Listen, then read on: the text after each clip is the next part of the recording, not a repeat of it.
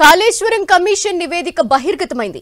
మాజీ సీఎం కేసీఆర్ ఇష్టానుసారంగా Kaleshwaram project design ని రూపొందించారనే ఆరోపణల్ని వాస్తవమని తేల్చింది కమిషన్. కనీసం కేబినెట్ ఆమోదం లేకుండానే కేసీఆర్ ఇష్టం వచ్చినట్టు నిర్ణయం తీసుకున్నట్టు కమిషన్ నివేదిక తేల్చి చెప్పిందన్నారు.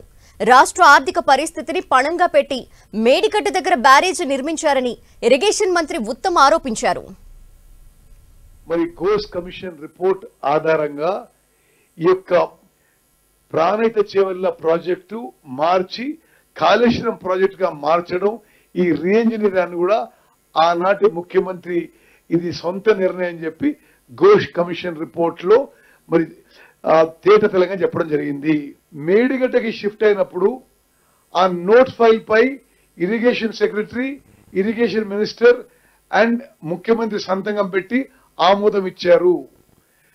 అది కేబినెట్ ఆమోదం లేదు.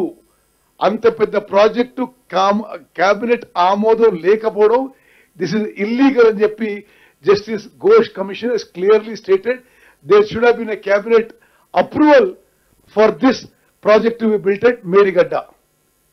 ఏమీ ఓఎన్ఎం లేదు. ఇనాగ్రేషన్ తర్వాత నీళ్లు నింపేసిండ్రు. ఆ తర్వాత అప్పుడున్న ఇంజనీర్లే స్టేట్మెంట్ ఇచ్చిండ్రు. అసలు ఏం మెయింటెనెన్స్ లేదు, రిపేర్ లేదు, ఏం లేదు. ముఖ్యమంత్రి గారు నీళ్లు నింపను, మేము నీళ్లు నింపేసినాం అంతే. అది నీళ్లు నింపే ఉన్నాయి. మేడిగడ్డ బ్యారేజ్ కొలాప్స్ అయిన రోజు 10.5 టీఎంసీల నీళ్లు నేల. అదేవిధంగా కంటిన్యూస్ ఇంపౌండింగ్ ఆఫ్ వాటర్ చాలా స్పెసిఫిక్ గా చెప్పింది ఇది ఘోష్ కమిషన్. కంటిన్యూస్ గా నీళ్లు ఈ స్థాయిలో మీరు స్టోరేజ్ చేసినందుకే ఈ బ్యారేజెస్ కొలాప్స్ అయిపోయినాయి. ఒక కారణం చెప్పి చెప్పడం జరిగింది.